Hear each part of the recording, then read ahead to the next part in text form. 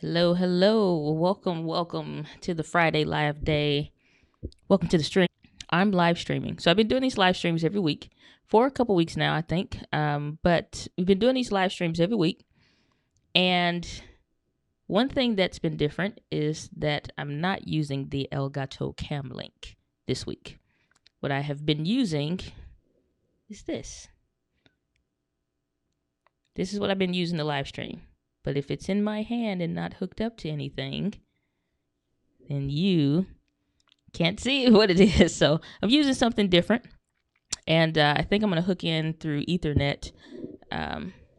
But I wanted to show that and tease that a little bit because we are not going to have any interruptions as far as the stream is concerned. But I just wanted to tease that for just a second. So since it's saying that the internet is not that strong, we're going to go back to little jazz, little tunes real quick. And then I'm hooking the Ethernet. We'll be right back in 2 shakes of a lamb's tail.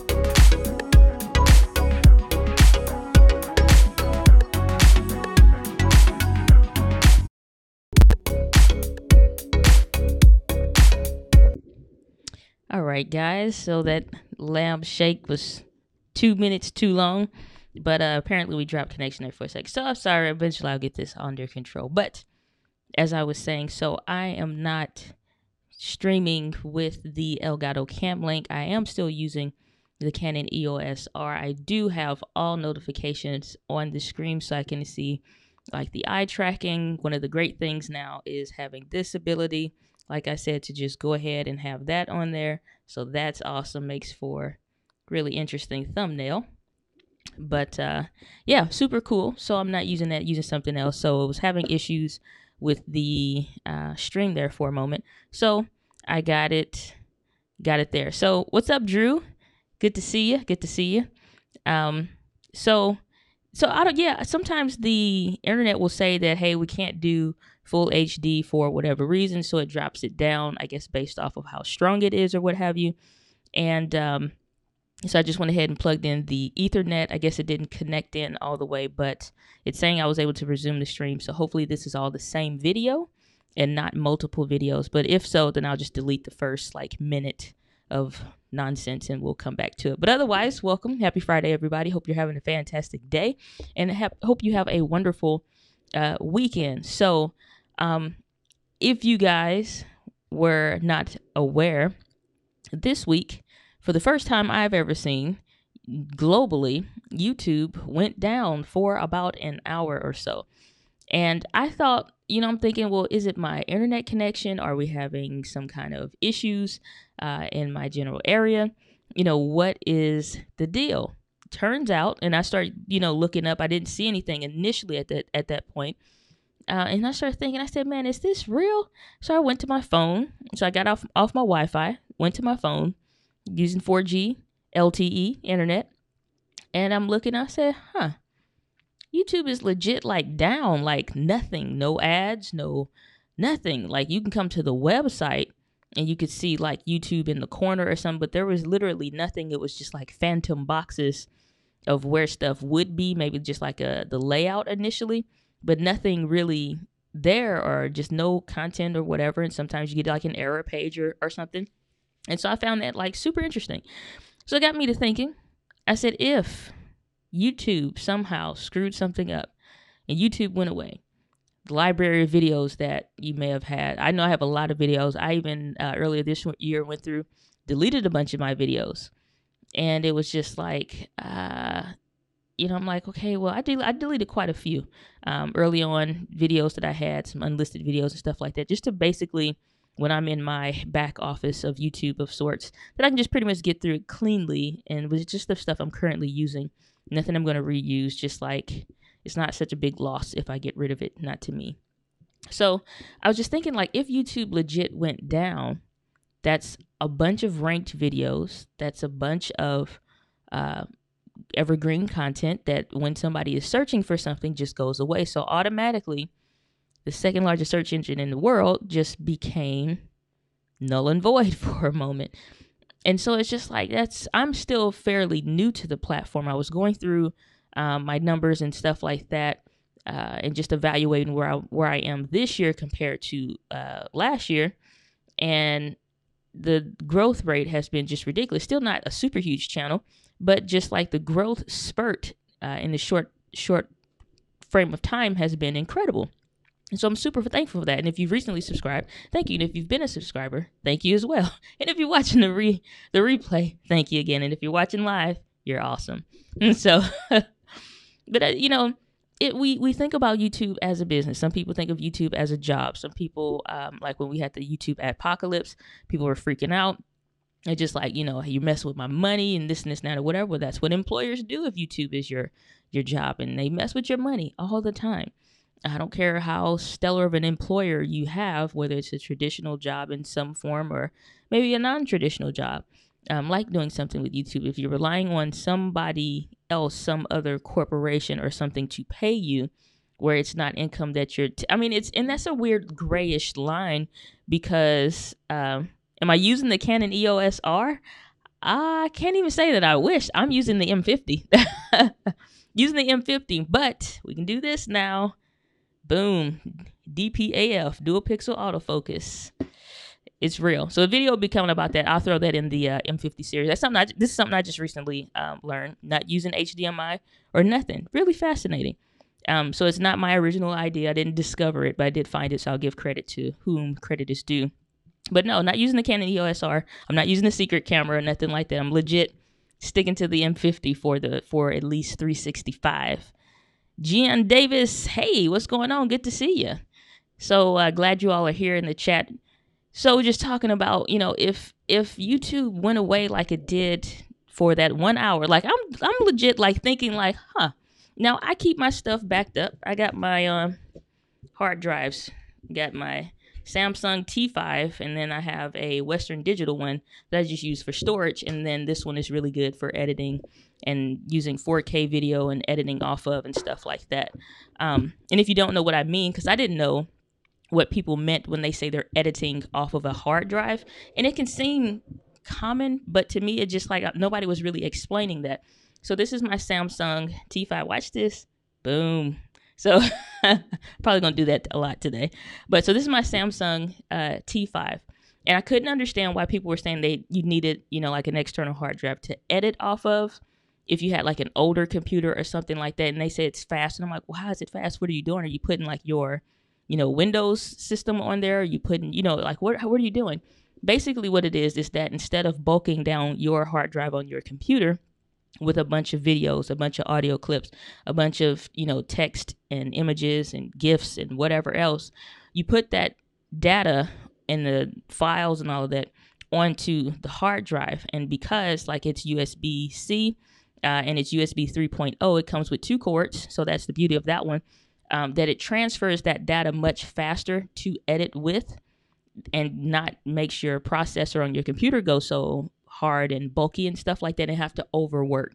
So if you have an older computer like I do, like I'm using a 2013 MacBook Pro, which is a beast, honestly, it cuts through 4K video better than my 2-year-old PC. So that's what they mean when they say edit off of a hard drive. And then you have those that are for storage, where I just put stuff there for in case stuff happens. And in case stuff happens, when YouTube went down, so it was just super fascinating and interesting to see if the money went away. So before YouTube made their changes where you need 1,000 subscribers and 4,000 hours of watch time, which I must say, thankfully, you guys, our community is at 70%. But I can tell you what, even when we hit, I'm interested in some of the other stuff becoming available. Once you get to like 1,000 and 10,000 subscribers, we're not going to turn on ads, because I hate in the middle of a video that I like a pre-roll ad and it's like, oh my gosh, the brand new Canon EOS SR, this is the camera I've been waiting for. Those Wix commercials.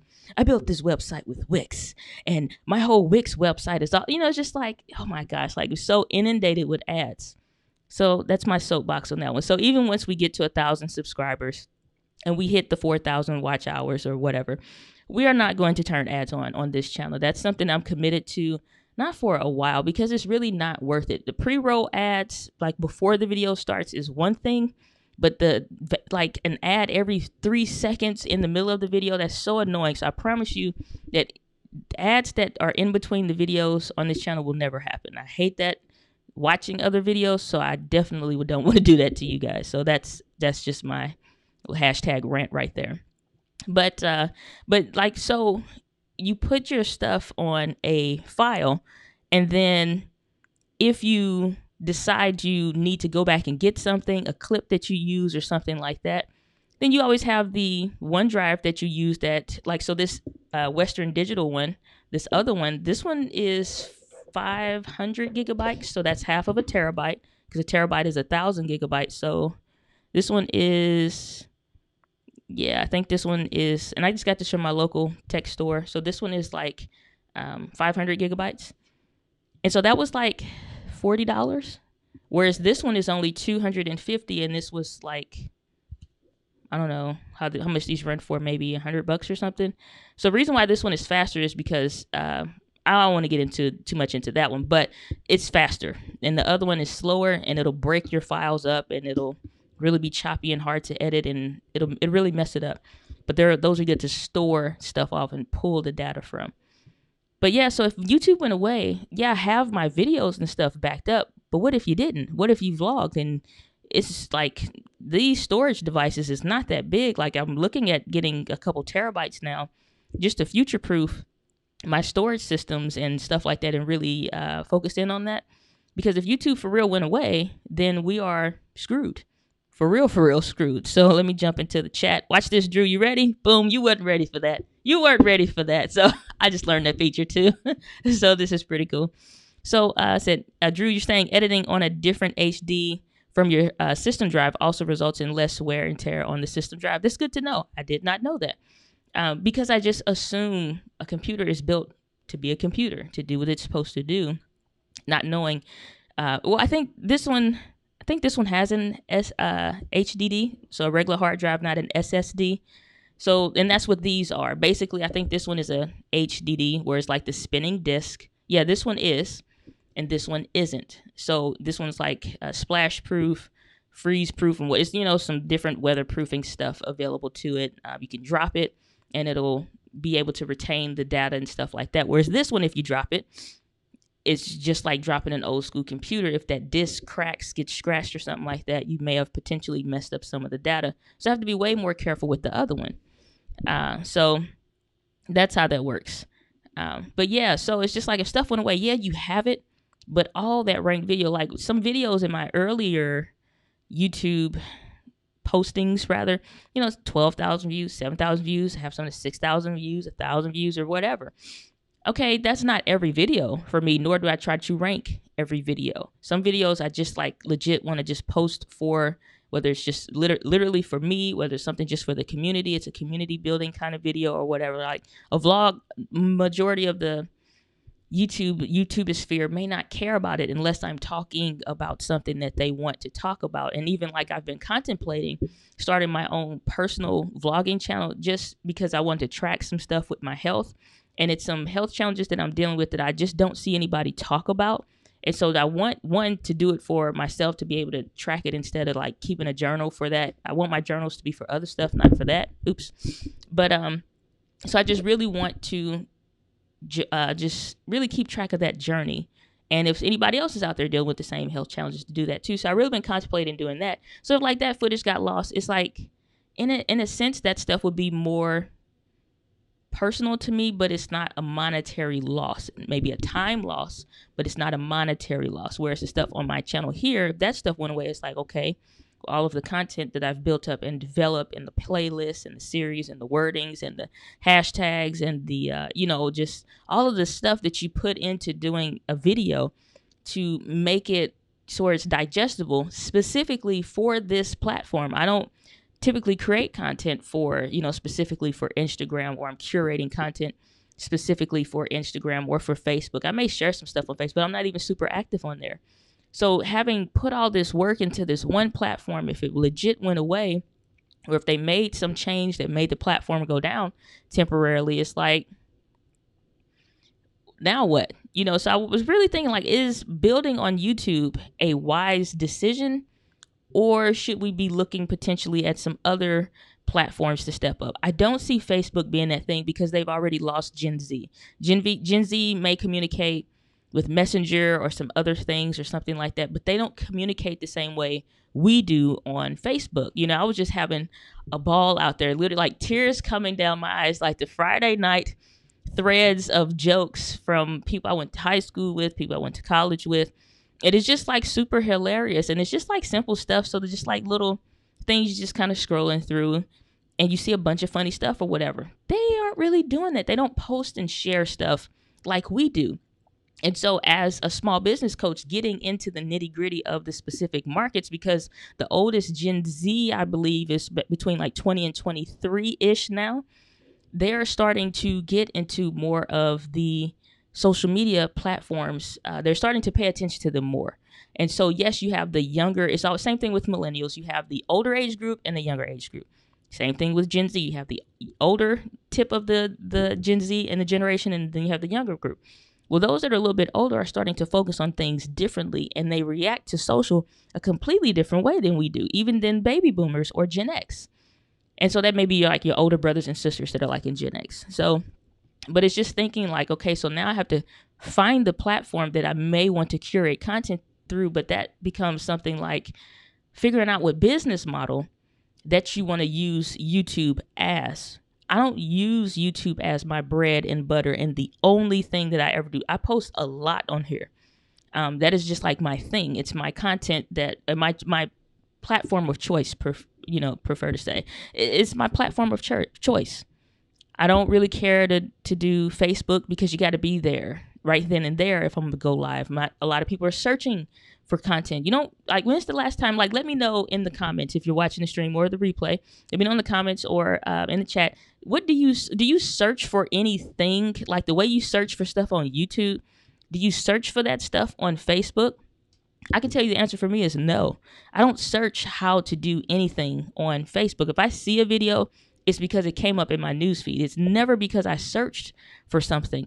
Even when I want to find something that I did see before, I never can find it on Facebook. So as much as they want to try to incorporate video and make it a primary focus, it's never been a primary focus for my personal use as a consumer. So, it's like I'll see stuff just come up in the thread. Instagram, same way. I may search for a hashtag, but I'm not searching for a specific video or how to do something, where it's more like a lifestyle kind of platform. So it's like, it's nothing else like YouTube out there, period. There's nothing else like YouTube. And so I can legit say I'd be feeling some type of way about it. But of course, as I always profess and preach, have your own website and especially have your own email list, even if you don't have a website, because if that stuff went down, I can still host videos and do live streams and stuff like that from my website. It can all still happen. I can upload community, have community stuff. I'm transitioning my website from WordPress to another system that I'll probably do a video about at some point in the coming weeks, maybe in like 3 weeks or so when the process is fully completed. But I'm hoping to really have it nailed down this weekend and then being able to talk about it once I really learn the new platform a little bit better. But, WordPress is tried and true. Nothing wrong with them, just my personal choice. But again, where could you go for people to find your stuff? What could you do for people to find your stuff? YouTube may go down. I've never seen Google go down. So if Google, then, like, in my opinion, I don't know if it's, I believe it's, no, yeah, I know for a fact it's fact. YouTube is the number one search engine in the world. I never use Bing. If something comes up through Bing, it's an accident. I'm on somebody else's computer and I put it in the search bar thinking it'll come up YouTube. That's the only way. So that's the only time that I'm using that. It's always a Google YouTube based something. So Jen is saying, I search YouTube for information, educational, sports, business. I feel you.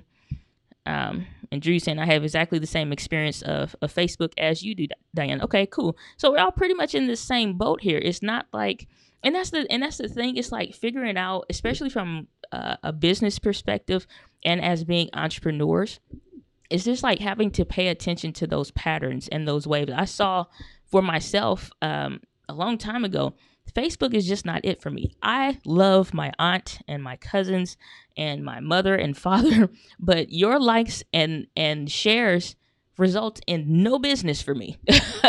No business for me has ever come by way of family. It's just like my coaching clients have always come from something else by way of a video. You may have started on YouTube, gone to Facebook, and then they'll message me, and that's how a lot of traffic comes in.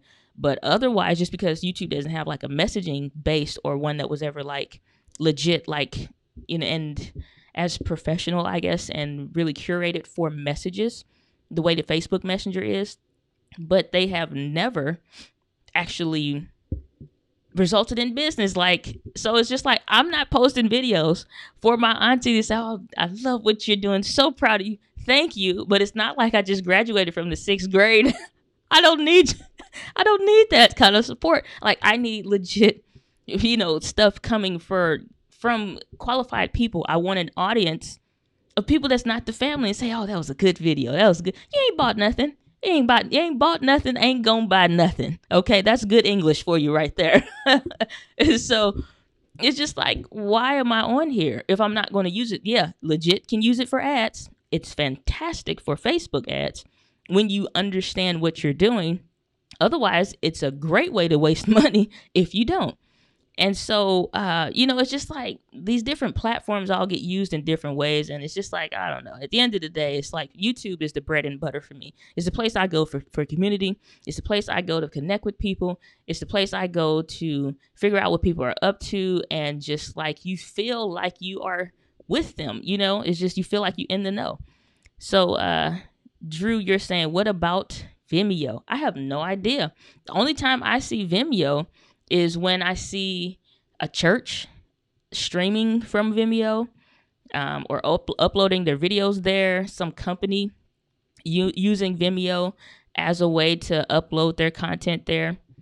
I don't really see it being, it's too professional, I guess is the thing. It's not, and that's the thing with, I guess the attraction that Facebook lost at some point from their early ages, because I've been on Facebook since 2006, early 2006. But it's like they lost their cool factor. And as weird as that can sound for a social platform, if you're being the most sociable people in any sphere, whether it's business, whether it's, any kind of organization, whether it was school as kids, the social people were typically the cooler people in school or whatever.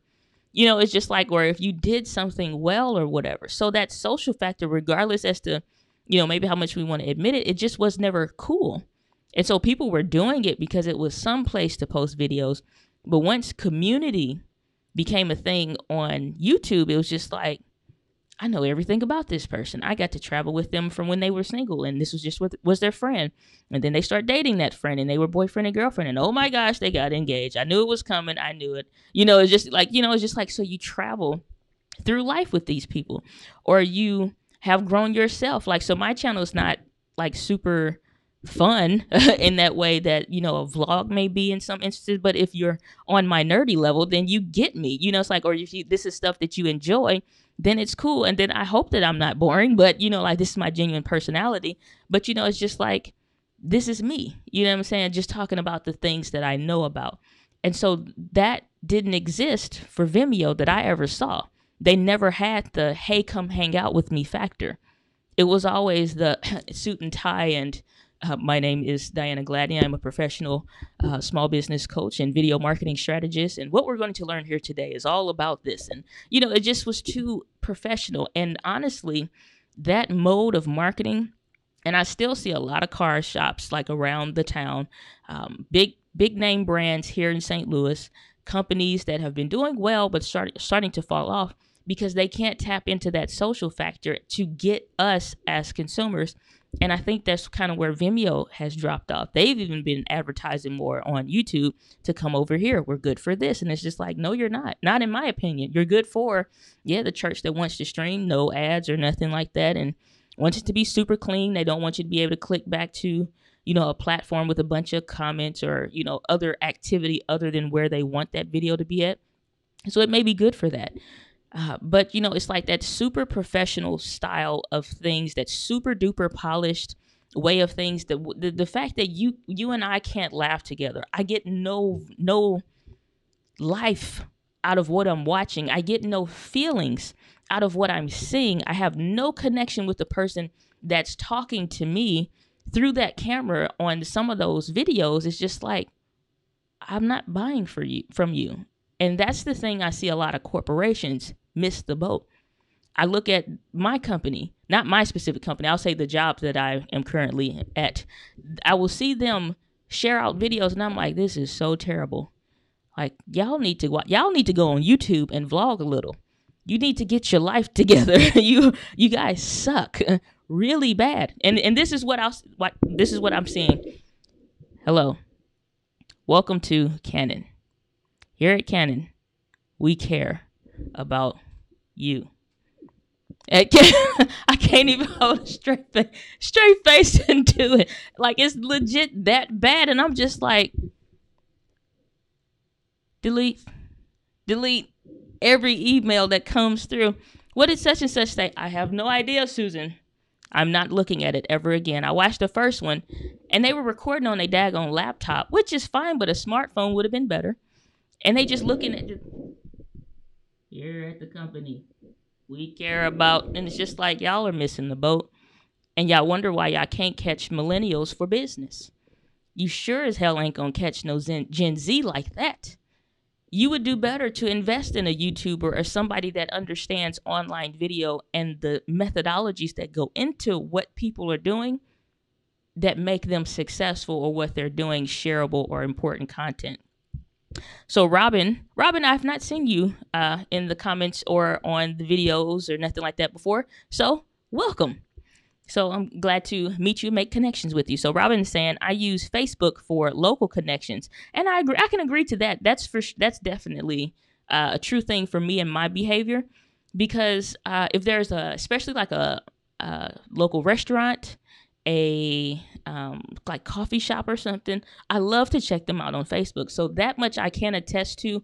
And I do like to see companies that are local, like have a Facebook page so I can see what the hours are. I used that to get my oil change recently in my car. So I went to this one shop, and they showed like the tracking of, also on Google, they showed the tracking of what the busy hours were. And it's like, right now it should be pretty slow. And I'm like, okay, great, which was accurate. And I could check out their stuff on Facebook to see if it was like clean looking and stuff like that. So I definitely do that. So that's that's some good value there. So Drew saying, doesn't sound weird. MySpace used to be the platform to be on. Let me tell you about MySpace. Anytime you go to somebody's page and they are dropping some music, I sit there and listen to the music. I'm scrolling the profile. So yeah, it definitely was like, that's something I love. Now, a secret about me that most of you may not be aware, I can tell you probably none of y'all are aware. When I have my MySpace page, now I secretly live the gangster life. I definitely don't qualify because I'm scared, but in my heart, I am a OG, triple OG gangster, and I loved West Side Connection. I don't know what it was. Hanging out with my brothers too much is probably what it was, and that's like all they used to listen to. And so I used to love West Side Connection. So I had like a song by West Side Connection. So when you came to my page, first thing you heard was some... This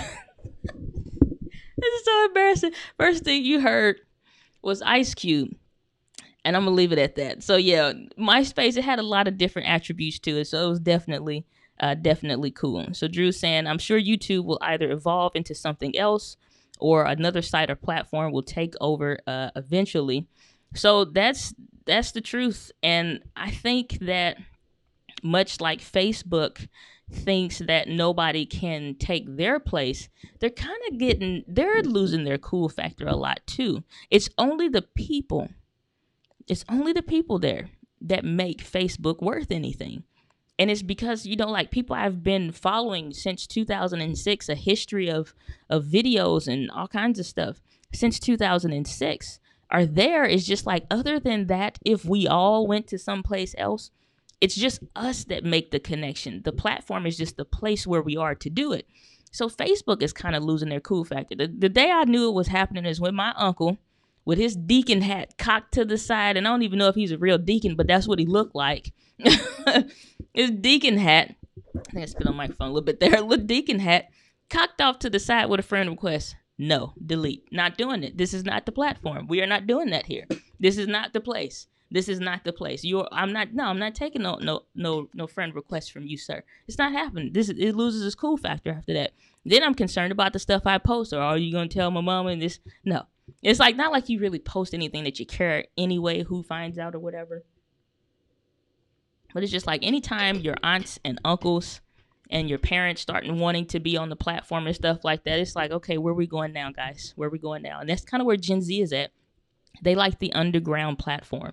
They like the platform where nobody is at. They don't even like the platform when we're there, because our behavior is very different than theirs. It's just like, and I say our as far as Gen Z and millennials, not Gen Z, Gen X and millennials. So older brothers and sisters, kind of, and they're not really social that much. And then really just mostly us. But as soon as we come to the platform, they're like, yep, old people are here, time to go. And it's just like, hold on, watch your mouth, okay? We're not old. We're getting seasoned. That's all. Just getting seasoned. So, so Jen laughing at something, LOL at West Side Connection. Let me tell you something. Something about it. And I this is something like, so like I'm going to be starting to teach the teens at my church again in like another week or so. And so this is something I have to explain to them. Okay, West Side Connection. If it wasn't the West Side, it wasn't the best side, okay? But, that was just like the 90s era of music or whatever. You listen to TLC, I listen to West Side Connection, little Tupac, little dangerous music there. As a kid, for whatever reason, I don't know why I was able to even listen to that kind of music, but it helps build character, helps to build your character. So Robin saying, yep, all the young people have moved from Facebook. They don't want to be there no more, because we're, it's like, again, auntie's there, great auntie's there, your mom and daddy is there. So you can't really, well, I guess for us, I can say for us, because the way that we look at, the two generations look at social is completely different. So when a Gen Z, maybe your younger brothers and sisters, nieces and nephews and stuff like that, little cousins, they are not into this share everything of how I feel. I want everybody to comment on what I'm thinking about or this post that I just made. They're more like, they're getting back to the more one-to-one or small group chats. Everybody don't need to know our business. We want to talk privately, because the stuff we want to talk about, we don't want to be viewed as kids. We don't want to be out there with everybody else, because we don't believe and think the same way that they do. So we don't want them engaging in a conversation we don't want to have with you. And so they're kind of like more in like private-ish kind of settings, smaller group stuff, where it's just like our group post everything. If you were in the early days of Facebooks, then you remember Notes. And Notes was basically like online journals. You just post this whole thing and all of this and that or whatever, and then people would comment or whatever. But, we had Notes back in the day. Or if you were in a group of people with questionable backgrounds and personality traits that I call messy people, or if you worked with them or went to school with them, you saw those too, where people would be getting into with one another, and they go back and forth in these long notes of, here's the whole backstory of what happened in fifth period or whatever. But, that was us publicizing all of our business, because it was just us there. It's the same way like when the teacher would leave out the classroom and it's just us in the room and we talk and say whatever we want to say, but then the teacher comes back in, the filter comes back on. Whereas with them, they're not talking like that in public at all. So whether the teacher's in the room or out the room, they'll get in maybe into a small group, small clusters, and they want to be around people like them. So it'd be interesting to see them develop, even in the business world, and how we begin to market to them eventually. That's what I'm saying, like these companies that are still very antiquated in the ways that they are trying to connect with people, you're going to miss out, and you're going to be like, if anybody has, let me know if y'all not ever heard of Sears, but if you heard about Sears going bankrupt this week. That was very interesting to listen to. And I was listening to the history of Sears and all of that stuff. Didn't have to happen. But then too, that Sears missing the boat, remaining antiquated in their behaviors, they were on par, and they were in the know, and they were with the times, with the catalog. Buy something from the catalog, come in on the train or whatever, and you got your stuff in about a week or two. It's revolutionary. Like, little historical fact here. When American culture and society and just goods and services went from horse and cart to trains, it changed the world. And then when we went from trains and planes, changed the world again. And then you have buses and all kinds of stuff, and you incorporate that all into your logistics. We're at, you know what I'm saying, we are just at a global economy style of business. You can get anything from anywhere. I was putting my grocery list together to get from Whole Foods, and I was doing it on Amazon, and I'm going to have it delivered. I'm not going grocery shopping. I'm going to have it delivered. You know, it's just like, so it changes things, but to the point to where you think that we're our parents or our aunties and our uncles and whoever else, and our behaviors and shopping patterns are the same as theirs. I don't care about sales commissions for you or what great selling points you want to talk to me about. This doesn't meet my needs. Do you care about my needs and being able to pick up on the BS factor as soon as you walk into the store? Or you let me know if this is a problem for you. You actually choose to go into a store, and then you see that if I'm dressed like this, for example, just chilling out, not doing nothing. I'm not sharp casual, anything. I'm just like, go to the Family Dollar or something, clothes, pretty much like this. I'm chilling, right? If I go like this to a furniture store and I'm legit considering refurnishing my living room, and I have $1,000 that I want to spend because of my appearance, because of my age, I'm immediately profiled from a retail perspective only. Retail perspective, she ain't gonna spend no money. Next person. And you see them look at you. Let me know if I'm lying. Y'all let me know if this has ever happened to you. It's just like, and they're like, or whatever. Or just like they ask, you need help anything, but they really are hoping that you say no, because they don't feel like it or whatever. But it's essentially like, it's just that whole thing. Do you look like you have some money, or do you look like somebody that's going to even spend enough money to make it worth my sales commission? All of that stuff is old, and that's why you have stores like Toys R Us blaming millennials because we don't spend enough. One, they say we're not having enough children, which is factual. We're not having enough children, but we have enough student loans. I tell you that much. As a whole, we have enough student loans. We can't really justify having children in the same way that previous generations has. And so now you have that not being a factor. And for those of us that are having children, we're not going to the store because we didn't feel like getting dressed today. And little Johnny just wet his diaper for the second time, between the getting out the car and getting to the store. And if you got two kids, they're probably starting to argue with each other because of who wants to get in the cart first.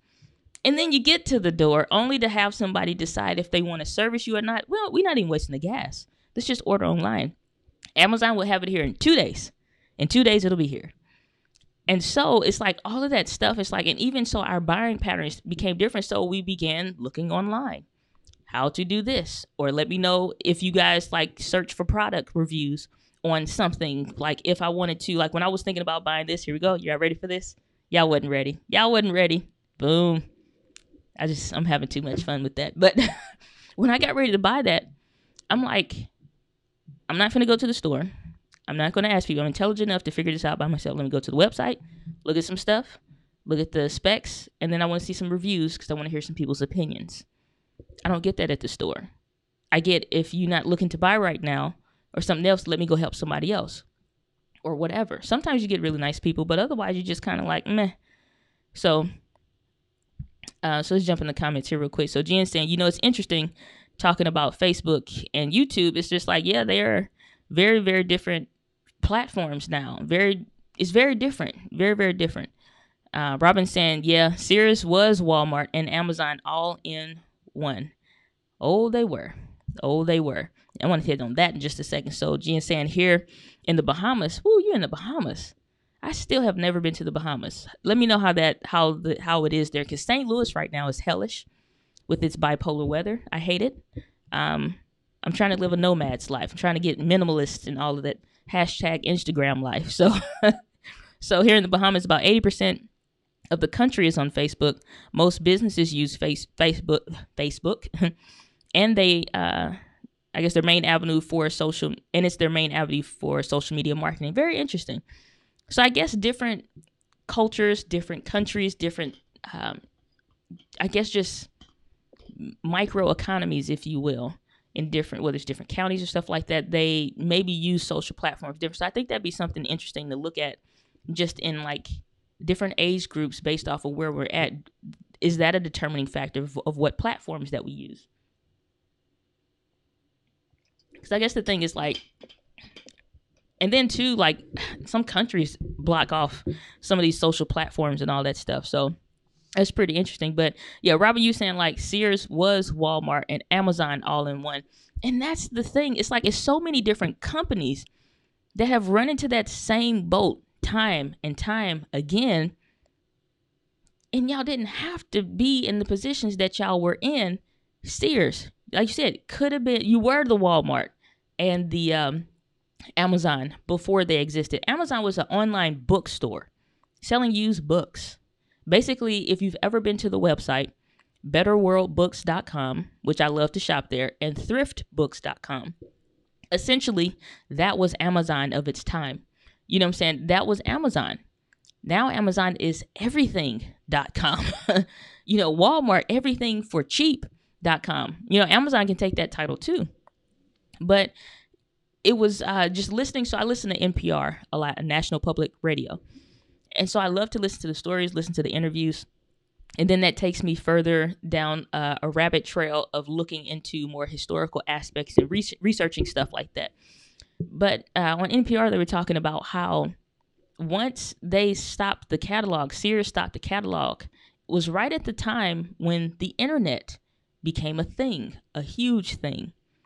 And so, of course, there were some people, and of course, we all have heard about the dot-com bubble and all that stuff to the side. I guess they didn't see it as something of value to eventually become something of worth, to eventually be something that they needed to invest in. So they like, we're the biggest. Y'all are little. This is somebody's new idea from Silicon Valley. What difference does it make? Who cares? Nobody cares. Whatever. We're huge. We're doing fine.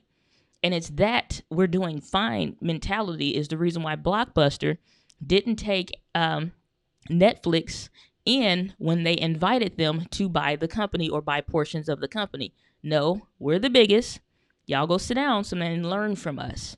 And they're like, okay, yeah, we're doing this DVD hustle right now, but we will be doing streaming content, and streaming content will be huge. Nobody wants these huge libraries. So depending on how old you are, so I know for some of my siblings, because I wasn't old enough to have my own place then, you walk into somebody's house, a 90s house, 90s apartment, and you used to see those CD racks going up to the ceiling, DVD racks going up to the ceiling, VHS racks going up to the ceiling. Who wants to carry that?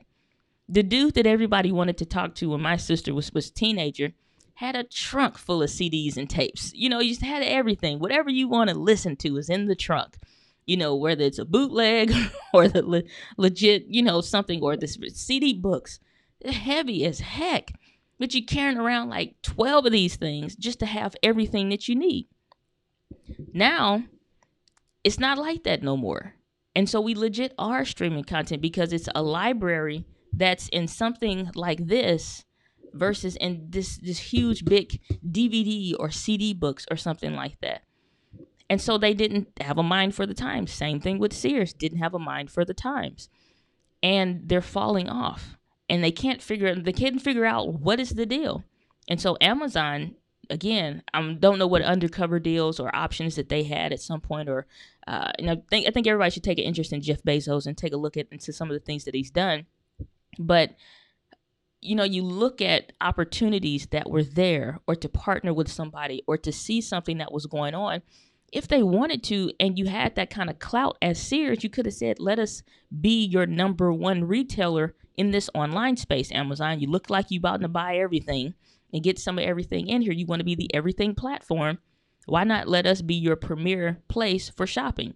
That's what I was doing when I was shopping through Whole Foods on my phone, on my couch, watching YouTube right before I did this stream. Add here, add this. Oh, let me zoom in real quick. Let me look in at that. Okay, that's great. I see the insurance. Okay, that's gluten-free. Great. I need that right now. Okay, add to cart, move. It's just like simplicity, ease of use. Nobody, I think, could really see the evolution that we've come through right now with technology. But I think that when you are a major corporation like that, you don't have a choice but to stay vested into the new technologies, because that's where things are constantly going. You don't have an option. Even as smaller entrepreneurs, we really don't have an option, because we're pulling from our own pockets. We're pulling from our own resources, or limited resources at that. So it's like that's so important. Drew's saying the only reason I set up a Facebook account about 8 years ago was to find an old friend. It has been useful recently to plan a class reunion. But other than those two uses, I cannot stand Facebook. And saying bipolar weather here in Toronto too, but I know it's colder in Toronto than it is here in St. Louis, but I feel your pain. So Gian saying, I still have one big boxes of CDs and cassettes. Just can't let it go, huh? Just can't. I think I still got like 2 CD stacks that are like this. One is a legit CD book with the zipper on it, and then the other one is just like a old CD case that came in with the blank CDs that I burned most of my library to, and then eventually put it like on an iPod or something like that. Oh, he said, correction, 2 boxes. 2 boxes. It's hard out here in these streets, Jen. It's hard to let it go.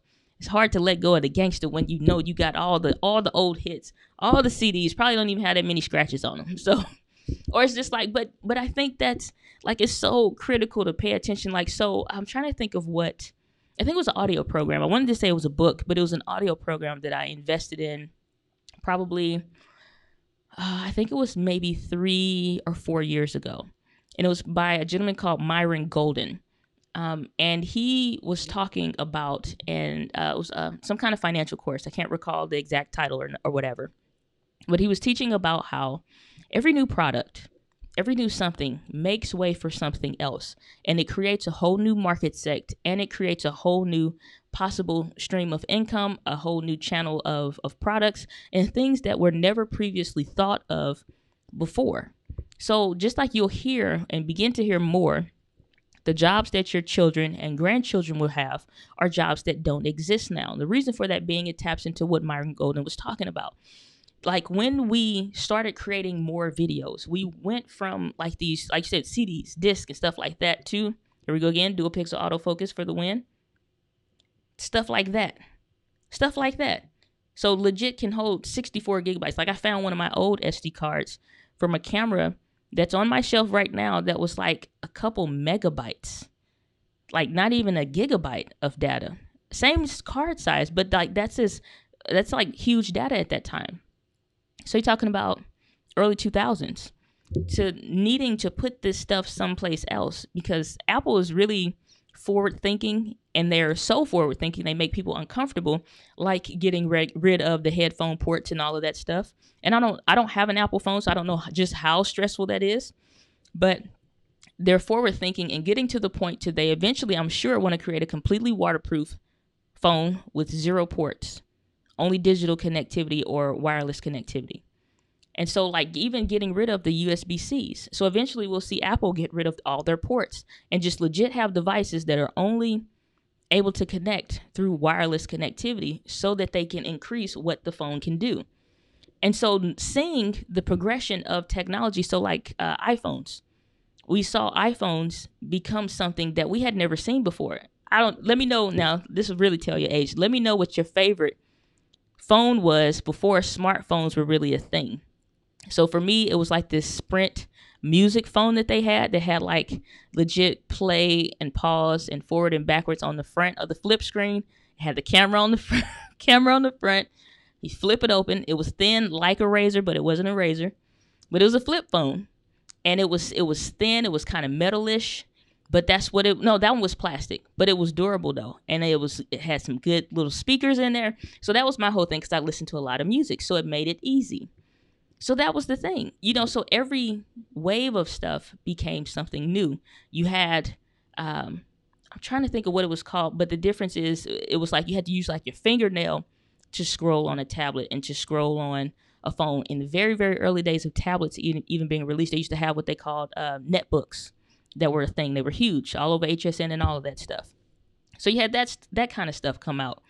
And then you went to capacitive touch. I think it's called like something like tentative touch or something like that. But you had that where you had to use like a for real stylus or your fingernail to move stuff around on the screen. And then you had the real touch screens that we have today, which are capacitive touch, which can take multi-touch features, and you can zoom in and zoom out, and they start making them faster. So like iPhones created a way for stuff to be different. So we went from phones in general, and he's like, okay, well, these don't have any way to notify you that you have a missed call, an email, or some kind of notification. So they started with the little LED light that blinked. And then somebody decided, why don't we make it rainbow colored, and you can pick your color. And it was like, well, why don't we put a screen on the back? And then that became a thing. It's just like, well, why don't we just make the whole phone a screen? And it's like, no, I don't like candy bars. I want a QWERTY keyboard and this and that or whatever. So why don't we make both? And then BlackBerry died. So, because they were hot. They were hot. And then they died. And so all of these trends eventually become a trend because people are solving problems that people are having. And so every new product leads to a way of something, like somebody decides that this is a problem. All of these cords and stuff is a problem. We need more wireless stuff. So the fact that you can probably eventually, I don't doubt that it will happen soon, take your iPhone, use your iPhone as a secondary camera. So this could be my main camera and I'm live streaming. And then if I want to get up and show you something in the kitchen, I connect to my phone, which is wireless only, that may be an iPhone, and I take you and walk in the kitchen.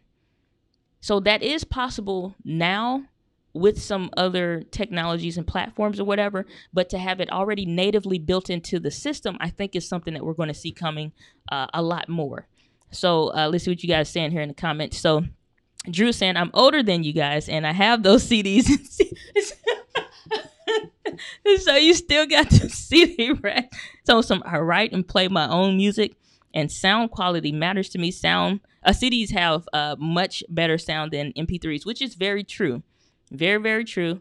But we do what we can with, waveforms and all that, or WAV versus MP3. And I think it's more like we went to MP3 and 128 kilobytes per second versus I think it was some other stuff in there. I can't remember exactly. But it was like super huge because I used to have a Creative Zen Micro instead of a iPod in the early days. But, it was a thing. And it's just like, yeah, this sounds more tinny versus this. And this sounds more richer versus this. And then you had MP3 CDs that came out and you could put way more on there. So I think we started to value space more than average sound quality because, so I was in band in high school. Well, not in high school. My whole entire life in music all the way up till college. So I was in band a lot. So every little thing, something being flat or sharp, made a difference, or the quality and the richness of something versus how tinny it would sound and just like flat definitely made a difference. But the average consumer doesn't hear that.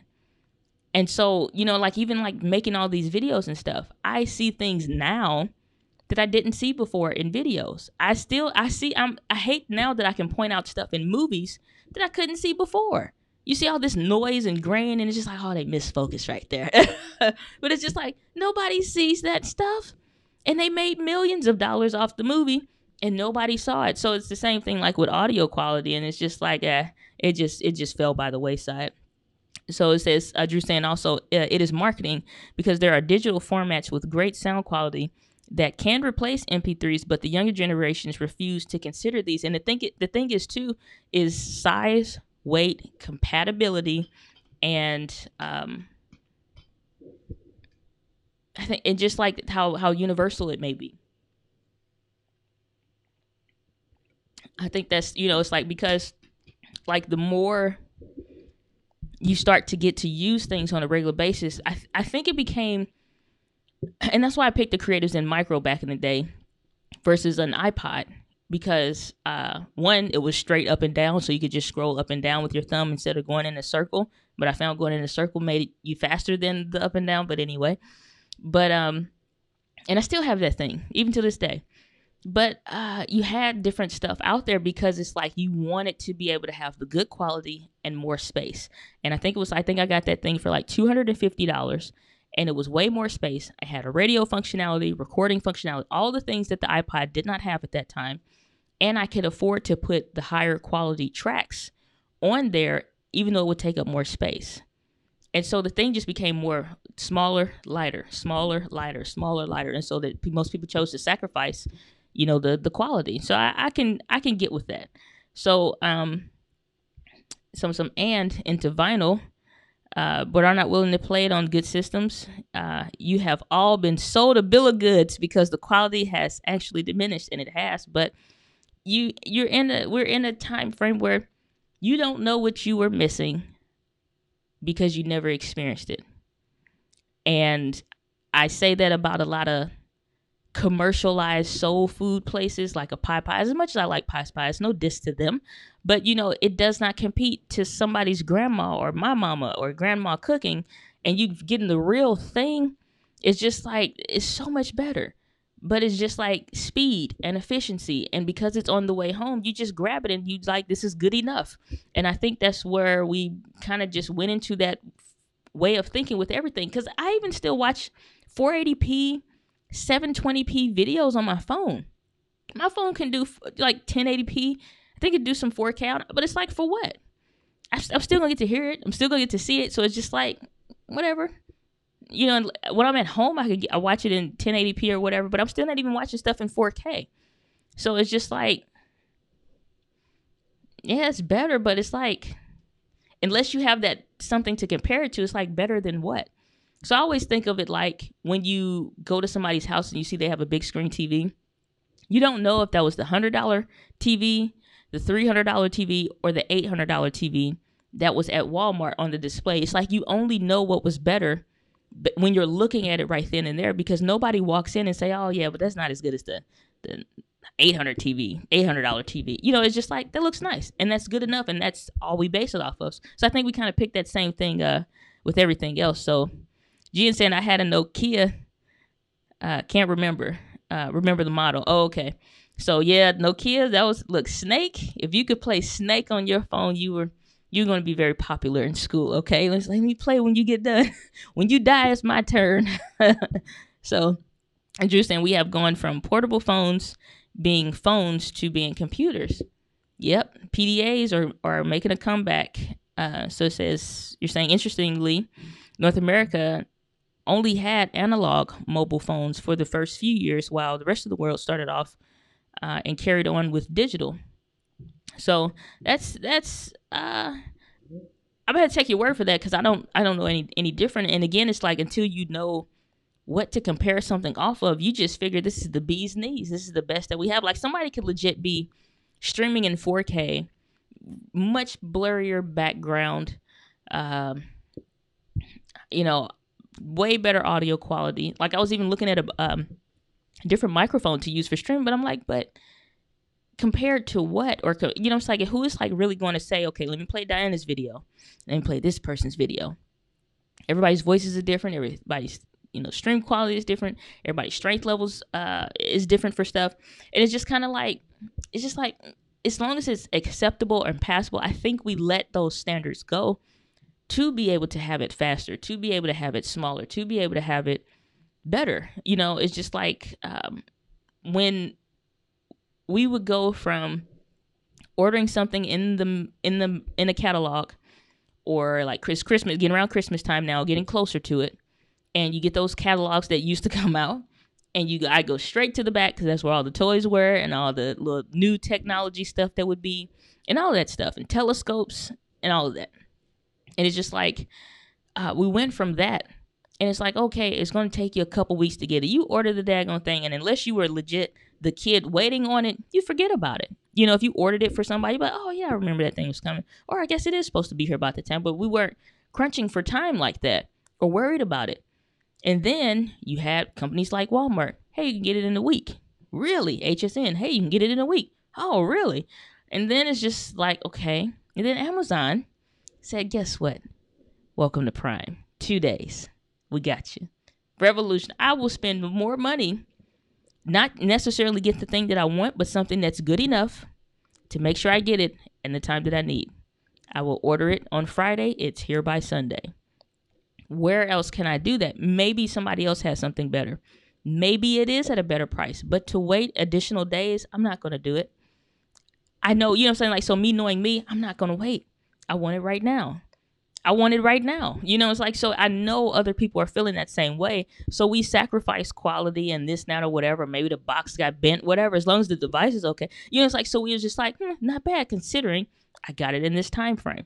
Or I was able to do this. So I know, like, I eventually went to an iPod and, you know, like a different phone, a better phone, because it's just like you start sacrificing stuff like that because it gets left behind and you don't have a choice. They're not making anything to play 8-track tapes on in a car anymore. They're not making stuff. Well, they don't even make computers with CD players anymore. So you have to have an older one or buy something separate to attach it via USB. So it's just like the stuff becomes antiquated simply because companies aren't willing to still invest in it because the quality is better than other stuff. And I think Sears fell into that gap too because they knew that their stuff was going to be good and it's probably better quality than anybody else. But then you have the retail experience packed on top of that. That's not as good for them. That's not that great. That's not wonderful. And it's just like, I would rather pay the extra shipping, the extra $40 for shipping from some other company. Or I would rather take a different product that has similar features. Yeah, I don't get this, but I do get that. And I would take that to get it in 2 days and have it and start enjoying it now and get benefits from it now than to be able to deal with the whole retail experience. Just like I was getting frustrated. So like I was talking about, like wanting to start my own personal vlog on a different channel. That's just like my personal journey with some health stuff that I'm dealing with.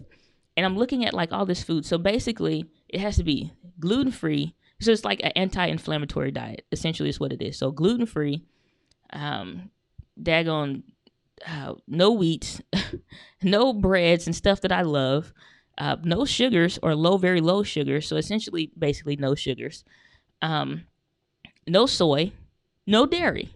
So I'm like, what am I supposed to eat? Is this a no food diet? What is this? You know, like, what am I supposed to eat? All the stuff that I love is all that. When my mama taught me how to cook, we ain't even use no measuring cups and stuff. You eyeballing stuff. When I make my signature peach cobblers that everybody raves about, I'm not using no measuring cups. I'm using my eye. I know exactly how much I want based off of whatever size that I want, and I just make it. Sticks of butter everywhere. sugar everywhere. Not healthy at all. Eat it next to the emergency room, because if you're diabetic, you're going to go into a coma. That's all I know. That's all I know.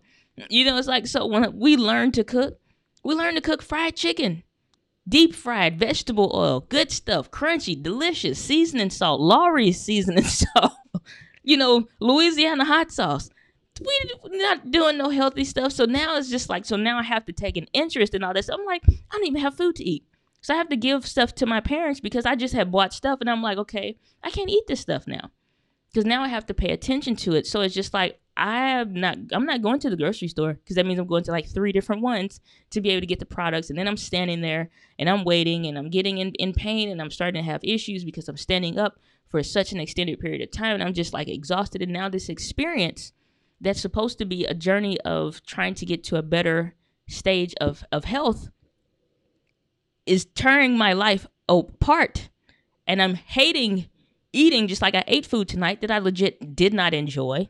I've been so frustrated because I like cheese sticks. I got a taste for some daggone cheese sticks. I figure, okay, well, let me go to Qdoba. I'm going to get something to eat there. And I'm like, I got to get all this different stuff than I typically would get. No queso, which is a sin in and of itself. If you ever had Qdoba and their queso. And I got it, and I'm just like, this is bad tasting to me. Like, it's not enjoyable for my palate, what I've been used to my entire life. And so I'm just like, I just threw the rest of the food away. I ate enough till I was full. I forced myself to eat, and I just threw the rest away. I'm not eating. You know, I'm just getting so upset. But when I found, I had to remember that Amazon had a partnership with Whole Foods. And I was thinking, like, man, I don't have to go to these daggone places and all these people, and people probably gonna be getting upset because I'm trying to read stuff, and I'm like, what does it say now? What does it say now? What? Okay, No, that's not right. What? Oh, sorry. Excuse me. Wait 1 second. Okay, let me get out the way. And what that's, just like the whole shopping experience is horrible. But I don't have to deal with that. I just sit on my phone and be like, oh, okay. Zoom in, zoom out. Okay, add to cart. Zoom in, zoom out. Okay, let me check. Click on a different picture. Okay, zoom in, zoom. Like, easy. Got like 30 things in my cart. It'll be here in 2 days. Done. Or not even. No, it's 2 hours. I think it's 2 hours shipping because it's I think the local store delivered. But it's just like 2 hours versus, and I can be doing this. We've been on the stream now for an hour and 3 minutes, no blackouts with the new live streaming setup, not using the Elgato Cam Link and HDMI. So we know that this has been super successful. Tonight, I've done other tests and it's been successful that way, but with a live studio audience, we've been good to go. So I'm proud about that. But I don't have to deal with that. I can work on my website and getting all that stuff transferred over. I can wash the dishes. I can mop the floors. I can relax. I can read a book. And in 2 hours, my food will be here. Everything of what I need, everything that was on my list, everything that I'm like, how am I going to find this stuff from all of these different stores? And I would find good stuff online, but I'm like, well, dang, this local store doesn't have it. Or I'm going to have to go out to this location. No, I don't with Amazon.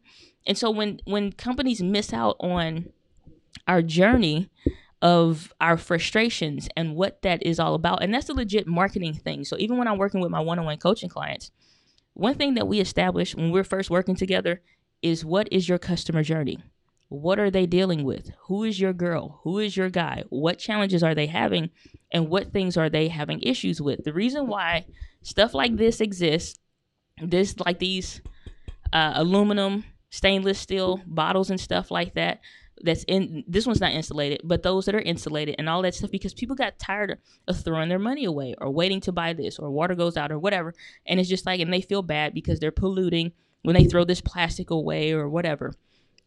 It's just like, I don't want to have to keep buying and looking for or carrying multiple bottles. Can I just have something that's recyclable, or not recyclable, something that I don't have to recycle, that I can just use, will keep my water colder for longer, and I don't have to worry about plastic, or if you leave your plastic water bottle in the sun and they talk about how certain chemical properties or whatever leaks into the water from the plastic, you don't have to worry about that. So understanding things like that, like a customer's journey, what challenges are they having? What frustrations are they having? And this is where a lot of big corporations miss the boat, because they didn't come up with simple solutions to people's problems. Stuff that we just see and that we just use are simple solutions to people's problems. This Elgato Cam Link, I've used this with my J85. I didn't have the same issues I'm having with the M50 that I did using this with my J85, but this is a solution to people's problems because this never existed before.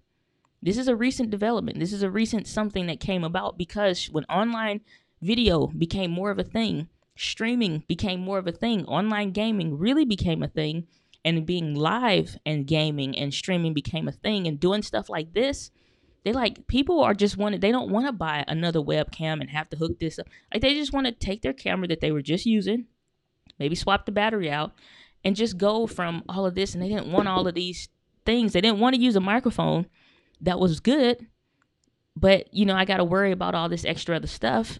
I can just hook it in via USB. I got a USB port, Thunderbolt for the Ethernet. Done.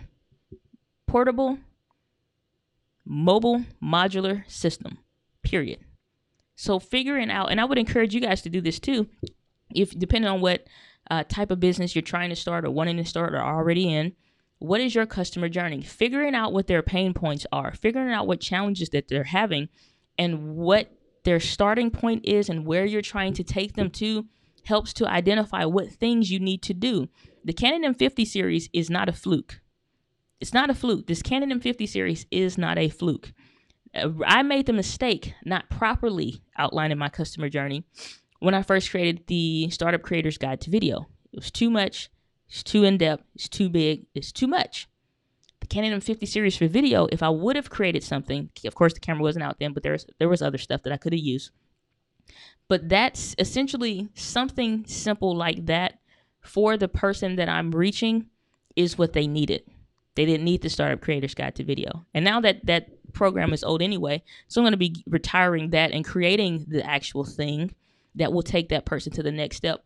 But something like the Startup Creator's Guide to Video did not need to be all of what it was. So I'll eventually do like a 2.0 and like make that the right way and take that down when I'm transferring from my WordPress site to my new site that will host my courses and stuff too. But figuring out that customer journey is critical. And like Drew, so you even made the comment, and I'm so thankful that you did. And I'm so thankful for anybody that's gotten value out of it, because it's just like being able to explain stuff in a way that people understand, and for who the person that is going to be hearing it is so much. It means so much. So like I just explained my customer journey and my issues with trying to get to a better lifestyle health-wise.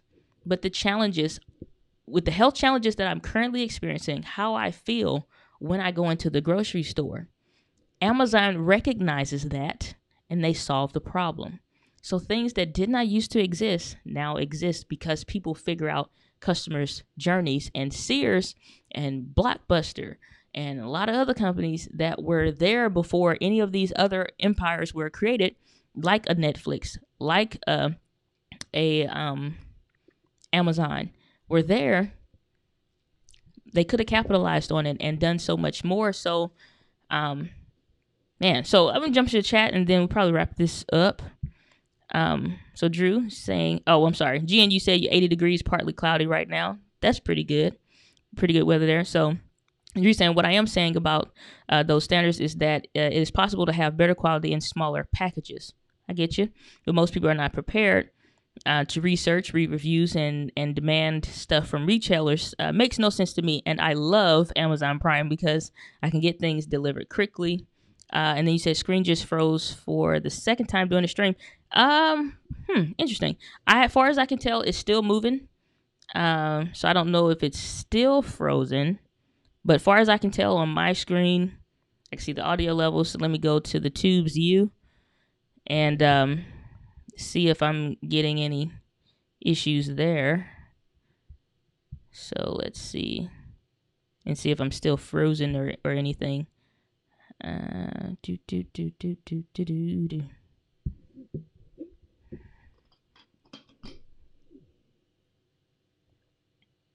So it may hiccup, but hopefully it won't. Let's see here. And guys, if you're enjoying the stream, whether you're watching it live or on the replay, make sure you hit that thumbs up button. And if you're watching on replay, you definitely keep the conversation going by replying in the chat to any of the questions and stuff, the conversation that we've had so far. So you're saying, okay, so Robin is saying clear on my end, no freezing at all. Drew saying it's probably your computer. Okay. So as long as we're all cool on the same page, but yeah, it's just, I think that when we start to look at these platforms and what they can provide for us, stuff like YouTube, stuff like Facebook, Instagram, and whatever else may be coming, then it's important. It becomes important, turns into vital. It becomes vital to pay attention to stuff like that. So if you're in a technology space, to see what markets are potentially on the rise for creating something, like, for example, a product just got created that solves a new problem, provides an answer to a new problem. The Canon M50 was created. Everybody knows that when you go into the 4K mode, it crops in from something like this to maybe something about this size. So inside of my hands here, just where my head is about what it crops down to, or something like that. And so people were saying, well, we already have these speed booster things out there. So what if somebody created one for that you can adapt full frame lenses to, that makes it back wide again and doesn't cost that much? Viltrox, the company who uses they creates the adapter that I actually use for my full frame lenses that I put on there. So basically my 35 millimeter lens that I use for videos and photos and stuff like that on the M50, I use the Viltrox adapter. And that one's like, it's not a dummy adapter because it has the electronics in there, but it has a hole in it. There's no glass element in the middle. Well, Viltrox just created, I think it should drop in about a month or so. They just created an answer to that problem, so that when you go in 4K in the Canon M50, you don't have to worry about it coming all the way down like this. It stays wide. It may come down a little bit, but not as severe as it does on its own. And so you can still get the electronic capabilities that you can with their stuff like that. And I think it may go for like $150, maybe $200 or something like that. And so it's just like, as these platforms keep evolving and developing, so will the products and stuff that come along with them. Stuff like this, is a product of YouTube, essentially. Nobody's really streaming like they are on YouTube the way they are on Facebook and Instagram. They may have live streaming platforms, and I forget about some of those other ones that I was never on, like I was on Snapchat for a minute. I tried that out. I didn't like it. That was a Gen Z thing. But what's the other one? Periscope. That's what it was called. I never got into Periscope. I didn't see what the hoopla was all about. And it was a couple other ones that came, and they were hits, and then for some reason they fell off.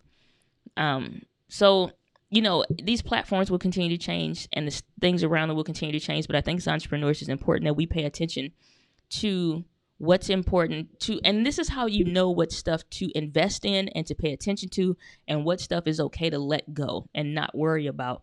It's based off of your customer's journey, your girl and your guy. And when I say your girl or your guy, I mean your avatar, your ideal customer or client, based off of the challenges that they're currently having, the issues that they're currently have.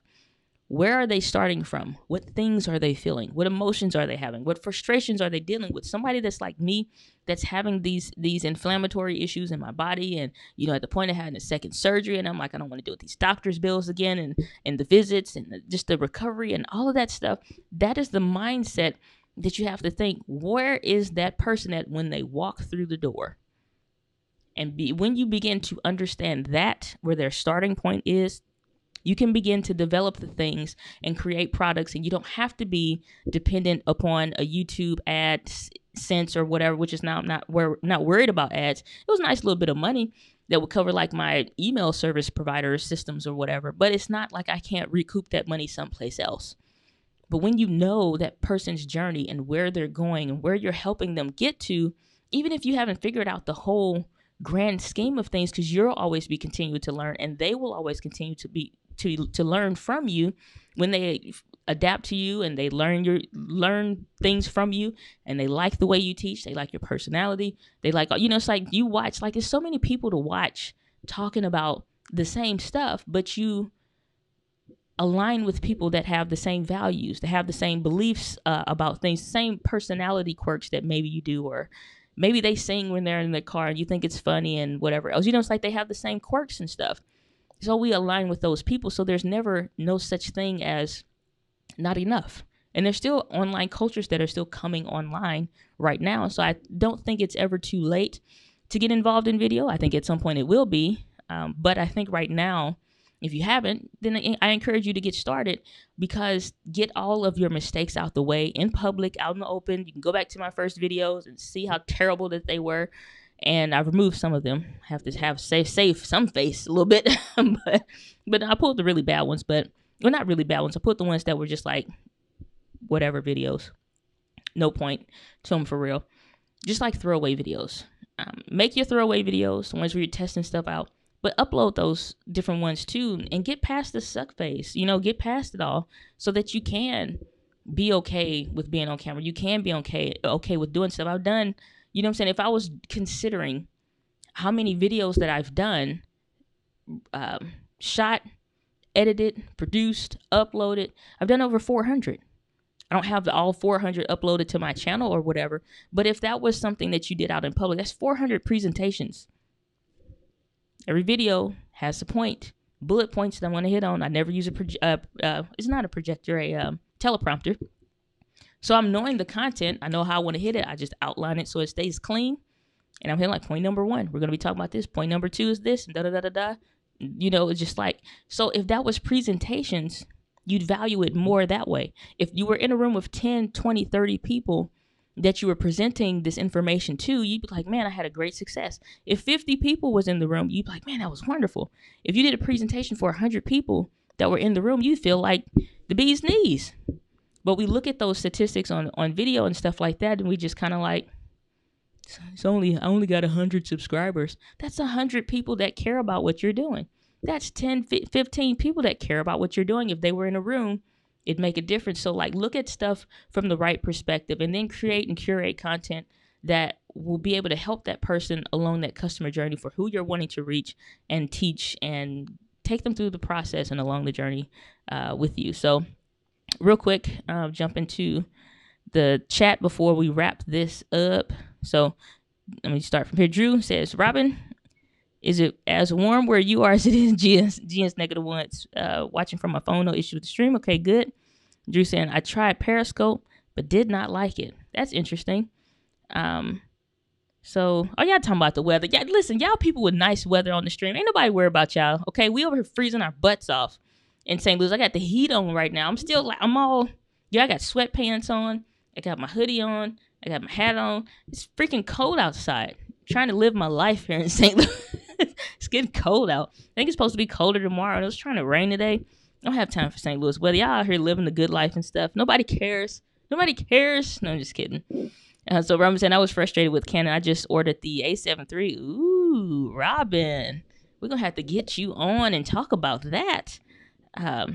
So I'm curious, what Canon camera did you have before you got the A7 III? So Robin saying, yeah, I'm thinking of starting a YouTube channel too. Love your format, Diana. Great content. Thanks so much, Robin. I really appreciate that. I definitely would. I encourage everybody, pastors, teachers, parents. I don't care what it is that you do. And that's like the whole premise behind everything that I do. I believe everybody has a purpose. It doesn't matter what your personal beliefs are. I proudly profess that I'm a Christian, but I don't push my beliefs on anybody else. But that's fine if you do, fine if you don't. But I believe everybody has a purpose. Regardless as to what you believe, what lifestyle you live, everybody has a purpose. And whether you work a job or not, that does not dictate whether or not you should or should not do that purpose or start feeling fulfillment by doing that purpose. That's what the whole channel is all about. Getting you to start creating and doing the things that you love, regardless, whether you have a 9-to-5 job. Start living your purpose and your passion. And so I think everybody needs a YouTube channel, or if that changes to a Periscope channel, or if it changes into a Vimeo channel, it doesn't matter. You start creating online video so that when you get the opportunity to speak in a room with 50, women that were, part of a battered women's shelter, and they're trying to build their confidence, but what it was like to be somebody that came out of poor relationships before, and you had to find your self-confidence and find your self-worth. And not only that, you started a vlog the first day you broke up with your terrible boyfriend, and they can go back and watch you go through the process. It's so valuable. Our vulnerabilities are so valuable that we don't really realize it. We just figure like it's not that big of a deal. Everybody's a parent. Everybody's a teacher. There's so many people that are that. Who am I? And I'm not going to lie, I had those same challenges. Cause I'm like, dang, do I have to get into like interest-bearing accounts and all this, that, or whatever? That's not who I'm talking to. It's like I'm talking to the person that's staying up at night, pacing back and forth, thinking, man, I got to do something to get the hell out of this job. I got to be doing something. Or even if you like your job, you like, I can't, like, this is not enough for me. I do not feel fulfilled in what I'm doing. It is doing nothing for me. Like, yeah, it pays the bills and I enjoy what I do, but it's not what I really want to do. I love making cupcakes. So it's like, create that freaking cupcake channel. It's like, if you're a parent, some people, they don't see the value in just like proper and clear communication with your kids.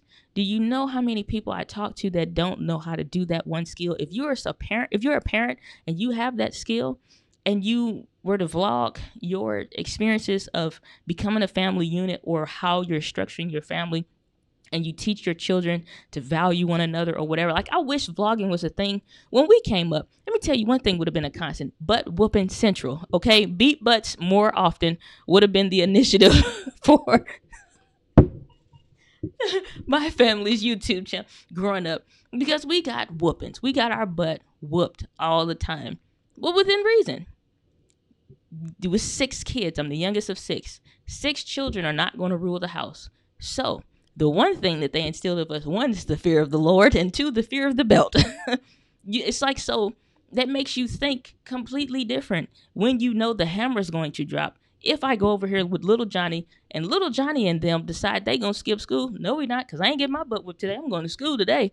It's like, oh, y'all gonna lift some candy? Not me. I'm gonna get away from y'all real quick because I ain't finna get no whooping for y'all. Like, you know what I'm saying? Like, so it changes your way of thinking when you get your butt whooped. My personal beliefs, if I had kids, I'd whoop them in the womb. They'd come out right.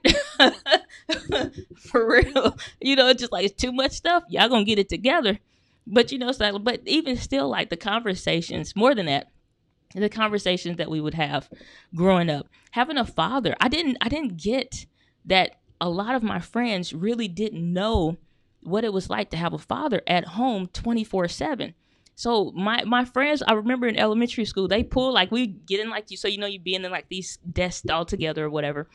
And so they pull the desk up and they be like, so Diana, it's 6 of y'all, right? And I'm like, yeah. And they be like, and all of y'all got the same daddy? Yes. All of y'all got the same mama? Yes. And he ain't got no other kids? No.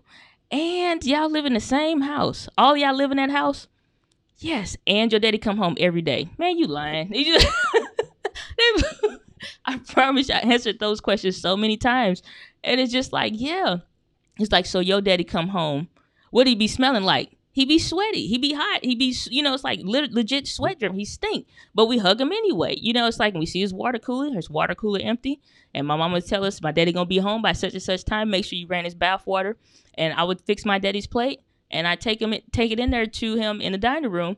And not like, not to get the wrong impression, but, I take my daddy his plate. And then we get our plates. And then we sit down and eat as a family. Like, that was every day for us.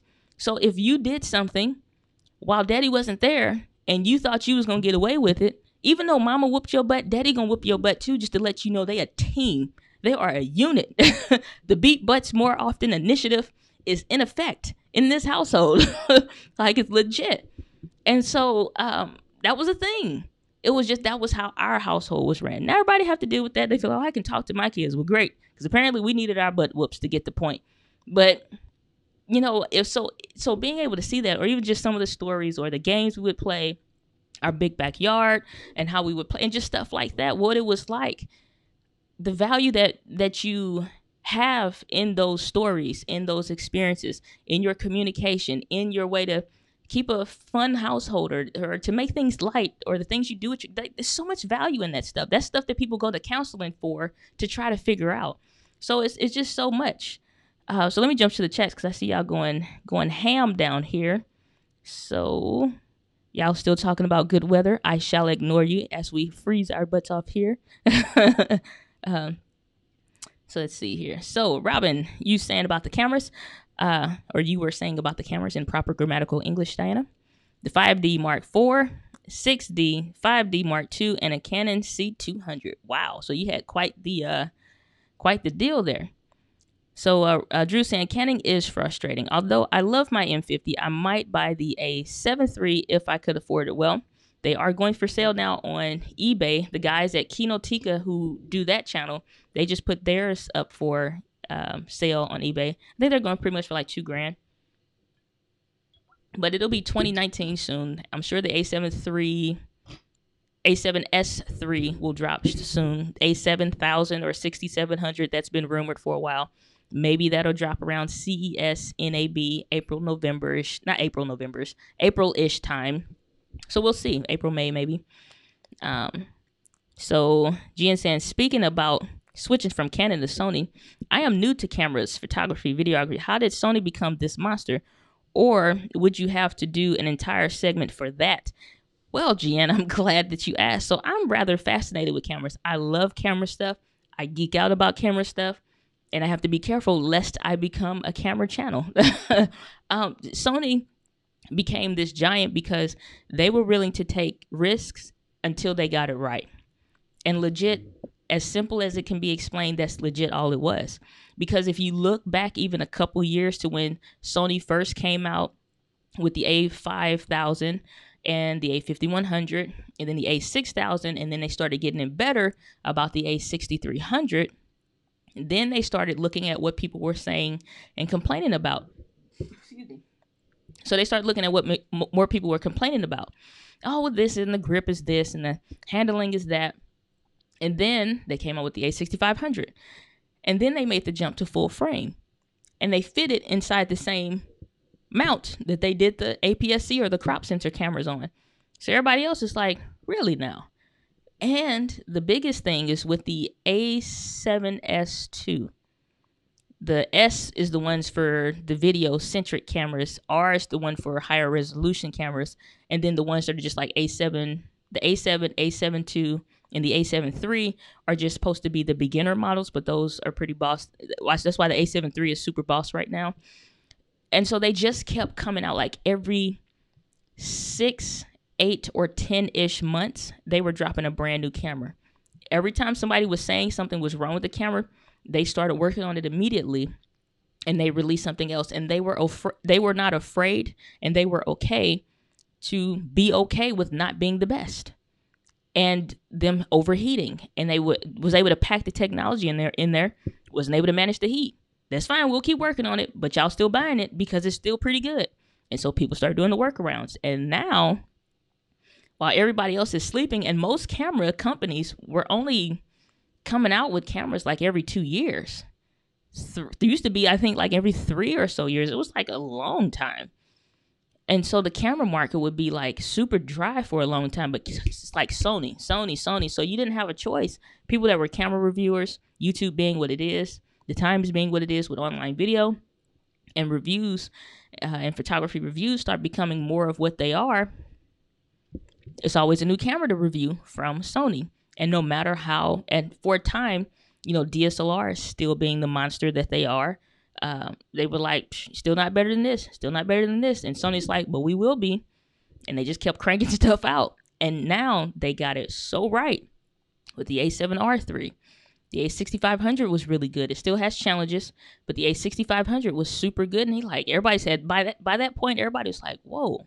By the A7S2, and the fact that they could literally go out in the dark, maybe a street light is the only light, and you could see it similar or, lit like how I'm lit now, they were like, okay, now this is something to pay attention to. So it got the attention of a lot of people, and it just skyrocketed. So it's just like, it was huge.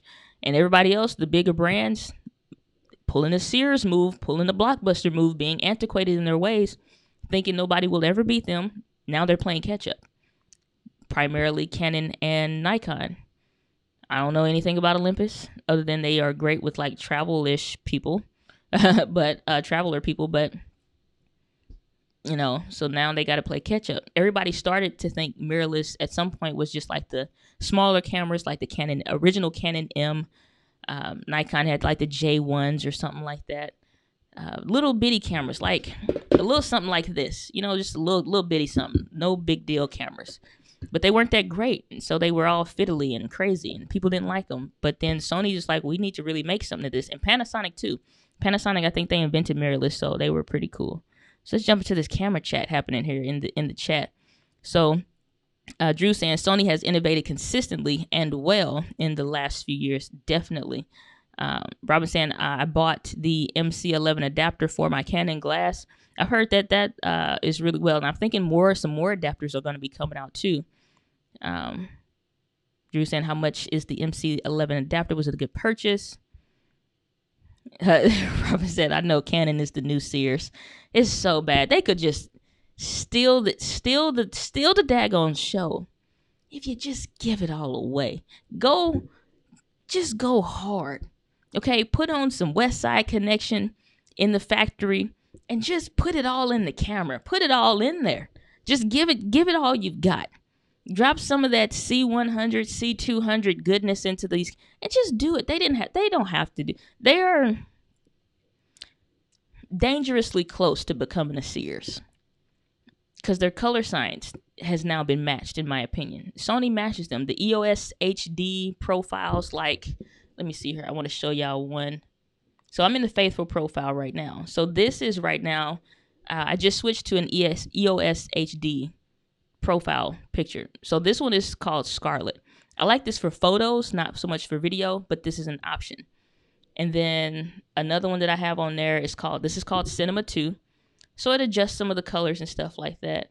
And then this is EOS HD's C-Log. So a much flatter profile picture.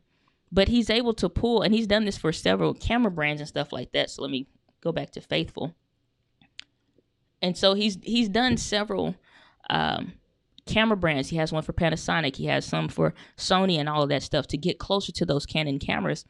And so you see a lot of people. One guy that I like is called The Everyday Dad. And he makes very simple videos for everyday people that are just want to do like family videos and stuff like that. But he's super into cameras too. And so he was using the EOS HD profile for the Sony camera.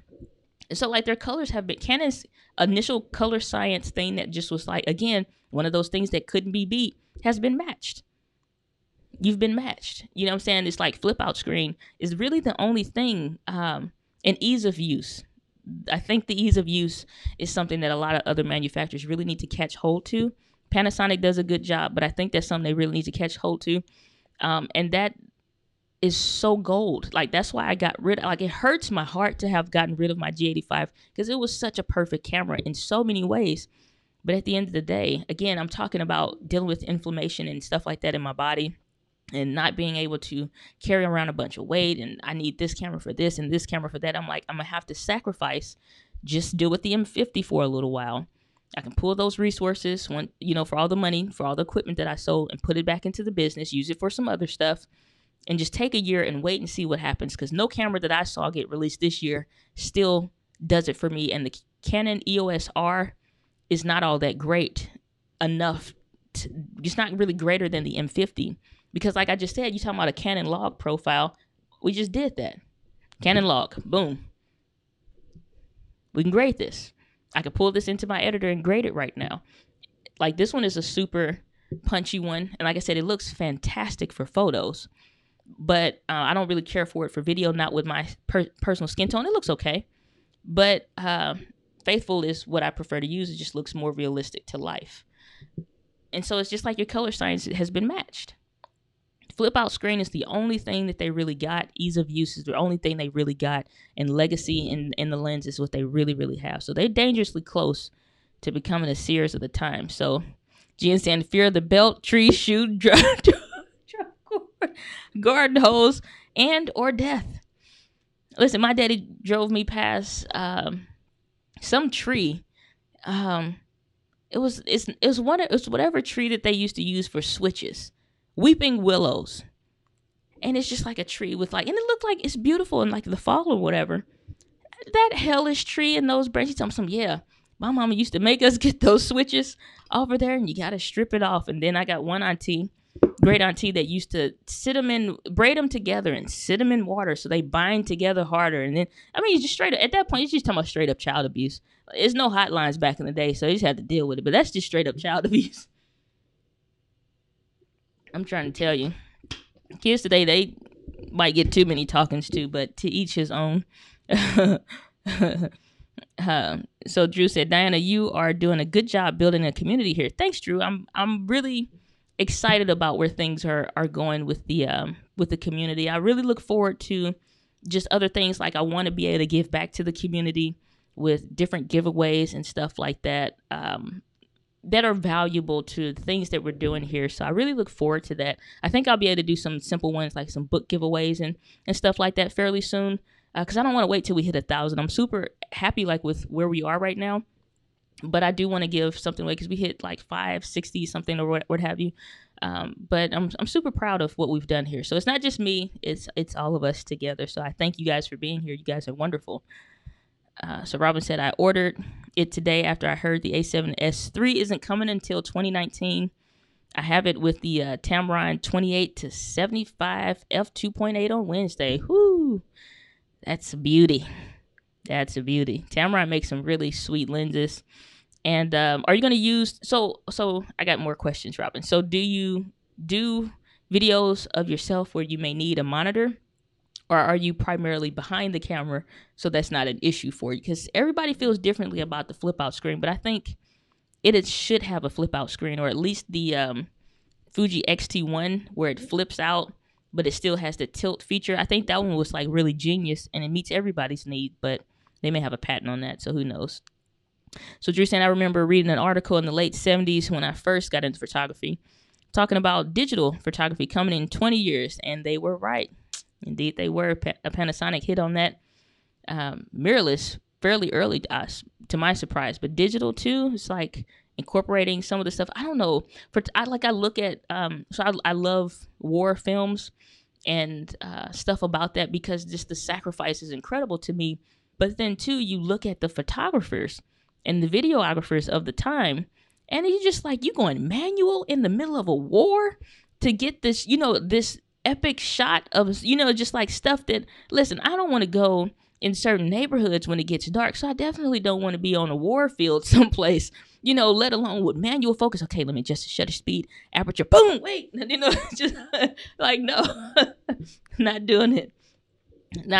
So, but it just like, to see what they were dealing with and to eventually get to the point to where we are now with cameras is like extremely fascinating stuff. So, Jen saying, Canon, I believe, will announce 2 new full frame cameras in 2019. Well, we know they got one for sure that they're saying is going to be the pro version of the EOS R, which is, I hope it's with a new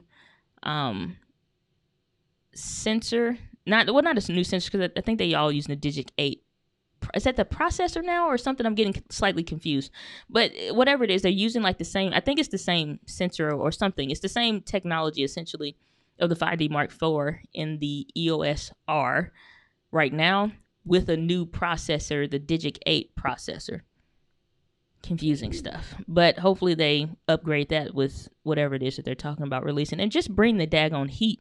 Stop playing these games. People are ready to drop money. So Drew saying, having used 8x10, 5x4, and 2 1/4, and most other camera formats, then having to develop films and print them, I love digital photography and videography. And that was something I was thinking about, because like I said, I'm gonna start teaching the teens at church again. And so I was going through my list of things that I want to start teaching them, and a lot of them have an interest in video and stuff, but I want to do something fun. So I'm going to take them to a thrift store. I'm going to get them all little digital point and shoot cameras, or it's not really digital, but it's like point and shoot film cameras. We're going to buy film, and I'm going to take them out and do like a little mini photo walk and take them out to like a park or whatever one day. And then I got to find some place local that still develops film though, and actually get them to develop film, just to kind of like take a walk in the past, so to speak, basically our childhood growing up, and see what it was like to just kind of experience some of that different stuff. But I think that would be something that's fun, just because like developing film, they like, you got to wait. You're like, hey, let me tell you something. The 1 hour and 2 hour turnaround, the issues with film at Walmart was the bee's knees. But my battery's about to die, so we got to wrap this up, guys. Or let me switch out cameras real quick. We can do this. Well, I think my camera's probably going to go in a minute here anyway. But, so we're probably going to have to wrap this up. Jen hitting on me again for the West Side Connection. And my first encounter with video was using black and white cameras attached by a wire and a porta pack held by a videotape. What? I don't even understand that language right now. So count your blessings. I will. Plait the branches. It turns into a cable. Yes, it does. That's Extreme Butt Whooping Series 2.0. But so guys, my camera is about to die and it's blinking, so I don't want it to cut out. We've been having a good stream here. It's fantastic time together. I hate to cut it off, but we're having so much fun.